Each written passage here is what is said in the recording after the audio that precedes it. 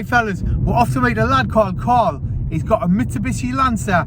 It's not an Evo, but it's a wicked car. It's 4-wheel drive, turbocharged, just a beast of a car. It's going to be a mint video. Hope you enjoy it.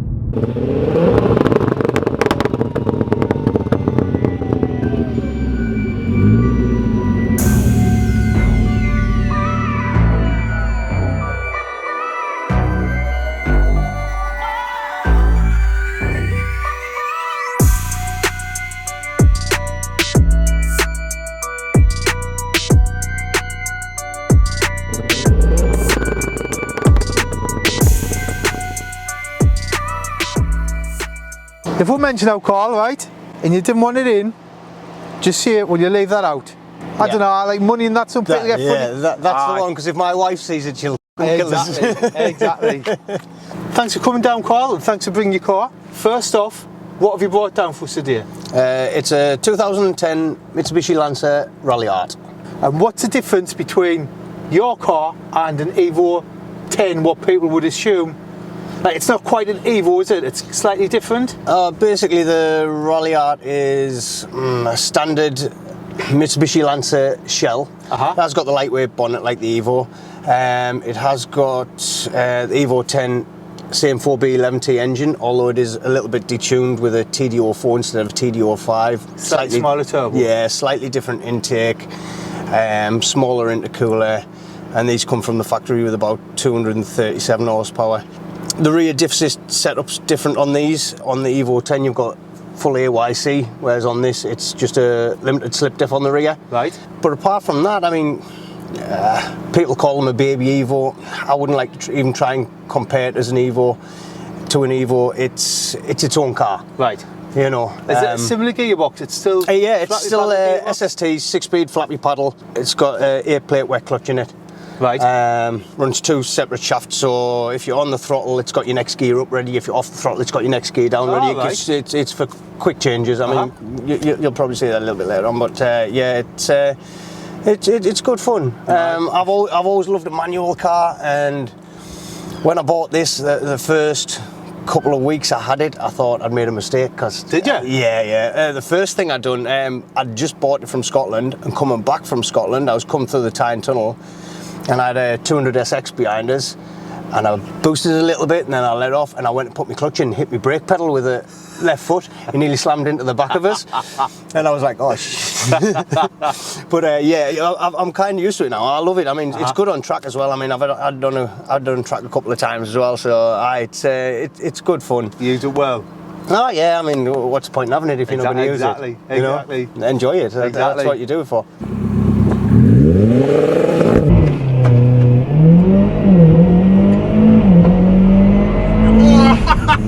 That is absolutely amazing. My stomach absolutely goes there, like, my stomach just went. It's about 550 brake horsepower? It's 540 at the moment, running just over 1.6 bar of boost. It's got 3 boost settings on it. I think it's about 1 bar, 1.3 bar, and then like 1.6, so it's probably around 420, 460-ish, and then 540. And what have you done to the engine to get? 2.2 stroke, well, it's a standard block, no sleeves in it, but it's got a Manley stroker crank, Manley rods, Manley pistons, overboard 86.5mm, GT stage 1 cams in it, precision turbo, JMF hotside manifold kit, downpipe, etc, etc. All custom pipework through a Mishimoto intercooler, custom 4-inch intake, running speed density, so it's got no MAF. Right. It's also had all the, these have a bit of an issue with the fuel relays. Fuel relay goes on them all the time. Tend to run lean up the high end, so we've just got rid of all that. It's all hardwired in now. Right. So yeah, just to try and be a little bit on the safer side. I mean, at the end of the day, if you're full chatting this and you have a fuel relay go, the next thing you know, puff of smoke behind you. And that's it. You're done. You're done. You start again. What about wheels, brakes, and suspension? I can see you've got some bigger brakes on there. Yeah, I've got Ceika custom 6-pot. Up on the front with 2-piece discs. I've never heard of them before, Ceika. Ceika, to be honest, I cooked them. I cooked them on track. I cooked them on track, and all the thing come out of them. But these were custom made to fit this with a 2mm clearance. Look at that. That's as big as they can get. Oh, you're not getting much in there, will you? Nah, 2mm clearance. You get a loose wheel nut and that's it. Ceika coilovers as well, custom spring rates, custom valve rates, etc, etc. Axe EX18 wheels on it. Just had them refurbished there in a like a stealth copper colour, wrapped in Yokohama 88 RS's. Tyres, yeah, nice tyres. They look nice. Yeah, they're all right. To be honest, I've been running Kumo PS91s for the last couple of years. I've had a couple of sets on, and really good tyre for the money, but they wear down really quick. Do they? Yeah, soft compound. Yeah. To be honest, I think the Kumos are slightly better in the wintry conditions, in the colder wet.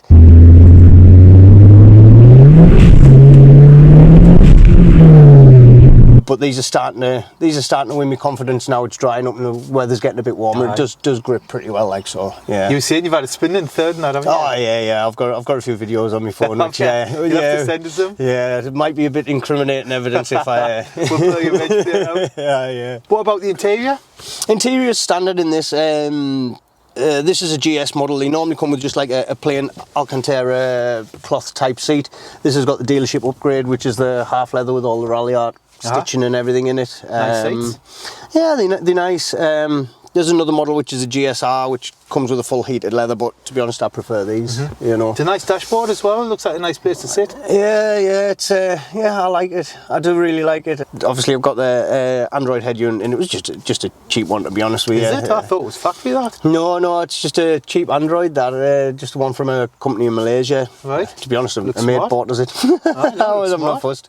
But yeah, it just gives us access to all the stuff with the syvecs as well. So awesome. Can we go for a drive? No problem. Cool. I find it hard to get a car I enjoy. I do as well, and when I do get one, I tend to keep it for a long time.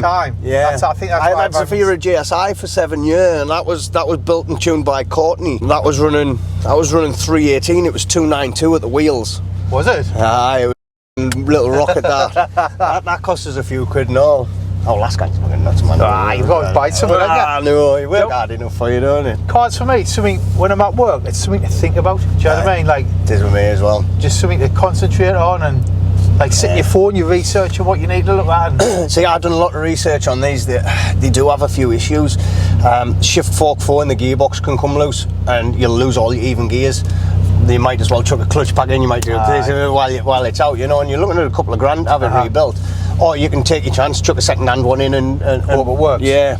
Well, this is the third gearbox this has had in it. I trashed 2 with 3 grand's worth of clutches in them in the space of 10 days.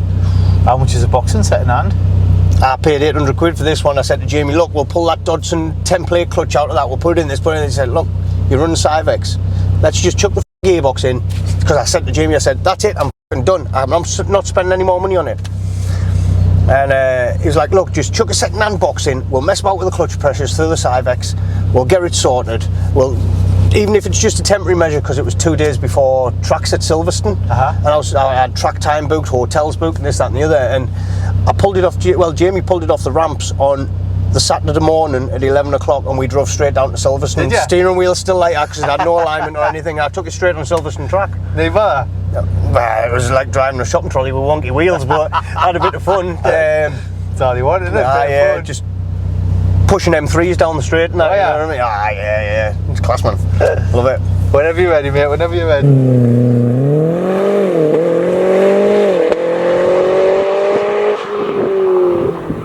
There's something about four-wheel drive power, I just absolutely love it. Compared, like...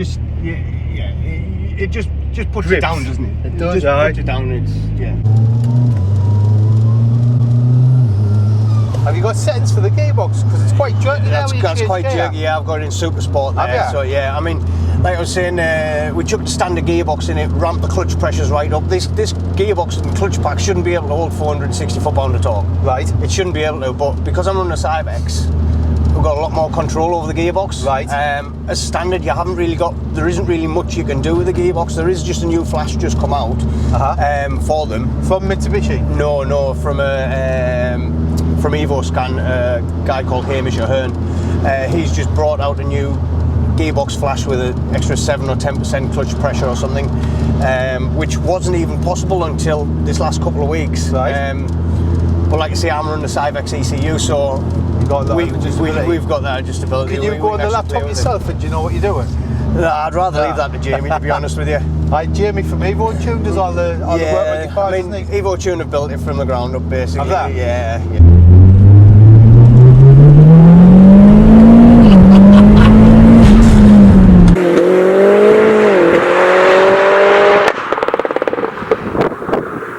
Oh, that is fast, that man, isn't it? Jeez. I've just gone for a burn there. I think I fell out the boot. No, I didn't even take it right up there.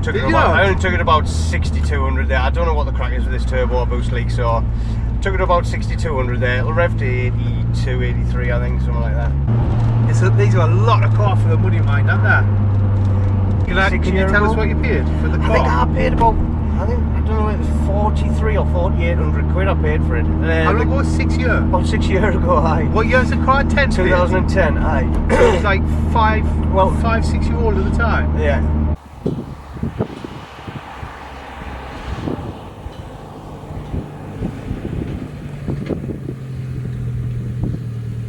Cheers for making up your car, I really appreciate that, man. Really appreciate it. Amazing car. It's totally different to what I wasn't expecting it to be as cool as what it is. A lot of people don't know what they are, which is, you know, it's good to open people's eyes to them a little bit. No, it's an amazing car. They're good, they're good fun. I mean, obviously, it's never going to have the handling capabilities and stuff of the Evo. But you can get them pretty close, a decent suspension setup and what have you. You have fun in them, can't you? If that's all you wanted. Cracking fun, this. Cracking fun. You've got Instagram as well, haven't you? I have, yeah.